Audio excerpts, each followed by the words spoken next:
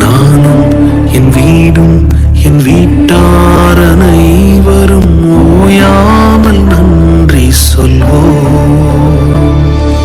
நானும் என் வீடும் என் வீட்டார் அனைவரும் ஓயாமல் நன்றி சொல்வோம். ஒரு கரு போல காத்தீரே நன்றி, என்னை சிதையாமல் சுமந்தீரே